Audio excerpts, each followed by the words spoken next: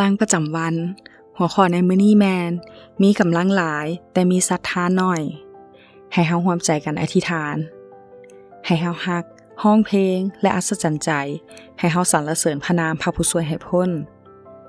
มื้อนี้เฮาจะมาเบิ่งนำกันอยู่ในมัทธิวบทที่8ข้อ23ถึง27พระเยซูเจ้าได้ลงเรือลำหนึ่งและพวกสาวกก็ไปกับพระองค์ในทันใดนั้นก็เกิดลมพายุใหญ่พัดทะเลสาบอย่างแห้งจนเรือเกือบล่มเพราะน้ำซัดเข้าเรือส่วนพระเยซูเจ้านั้นทรงนอนหลับอยู่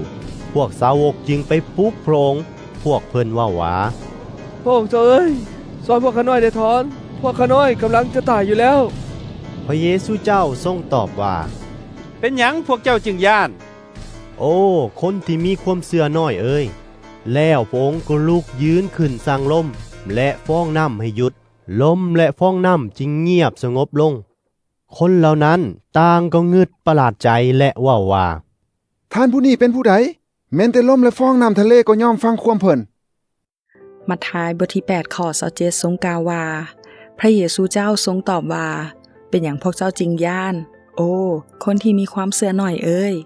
แล้วพระองค์ก็ลุกขึ้นยืนสั่งลมและฟองน้ำให้หยุดลมและฟองน้ำจึงเงียบสงบลงสำรวจและตึกตองหลังจากยกย่องความเชื่อยิ่งใหญ่ของทหารตอนนี้พระเยซูได้ตำหนิบรรดาสาวกว่ามีความเชื่อน้อยพายุบ่ได้รบกวนพระเยซูเลยพระองค์อาจจะนอนต่อไปถ้าบ่แม่นเพราะสาวกห้องปลุกพระองค์ด้วยเสียงดังถึงพวกเขาจะฮู้ว่าพระเยซูอยู่นำและถึงจะเคยเห็นการอัศจรรย์ลวงหลายพวกเขาก็บ่วางใจในพระองค์อย่างเต็มที่ท่านเคยเป็นแบบนั้นบ่การสถิตอยู่นำของพระองค์อาจเป็นไปแบบมิดเงียบจนเฮาบ่ฮู้สึกแต่เฮายังคงวางใจในพระองค์ได้ตลอดพระองค์เฮ็ดให้พายุใหญ่สงบลงได้อย่างง่ายดายแล้วย้อนหยังเฮาจึงบ่พร้อมที่จะวางใจในพระองค์ถึงว่าศรัทธาของบรรดาสาวกจะน้อยแต่อย่างน้อยก็ยังมีศรัทธาอยู่ในยามที่พวกเขาต้องการความช่วยเหลือพวกเขาก็ยังปิ่นไปเพิงพระเยซูแทนที่จะหนีไปจากพระองค์ด้วยความรำคาญหรือขับข้องใจคำว่าช่วยพวกข้าน้อยได้ท่อนแสดงถึงความเชื่อมั่นที่ยังมีในพระองค์ในฐานะคริสเตียนเฮาบ่มีเหตุผลที่จะต้องย่านอันตรายพยาธิความตายหรือพายุใดๆในชีวิตเพราะบ่มีสิ่งใดจะทำให้เฮาได้เมื่อเฮามีพระเยซูเฮาจะปลอดภัยตลอดไปเป็นนิจเพราะชีวิตของเฮา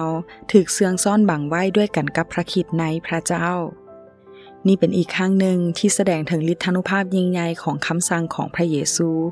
ซึ่งเป็นหลักฐานชัดเจนของความเป็นพระเจ้าเหนือสิ่งทั้งปวงที่พระองค์สร้างบ่น่าแปลกใจที่สาวกจะอัศจรรย์ใจและได้ฮู้ว่าความเข้าใจในพระเยซูของพวกตนนั้นตื้นเขินเท่าใดการขาดความเข้าใจนี้จะค่อยๆกัดกินทุกบาทก้าวของพวกเขาและนำไปสู่ความล้มเหลวหลวงหลายจนในสุดท้ายคือการปฏิเสธของเปโตรท่านเคยมีประสบการณ์เฮ็ดให้ท่านรู้สึกอัศจรรย์ใจในฤทธิ์อำนาจของพระเยซูและเฮ็ดให้ท่านเติบใหญ่ในความเชื่อบ่ตอบสนองให้ใช้เวลากับพระคริสต์ด้วยความรู้สึกอัศจรรย์ใจ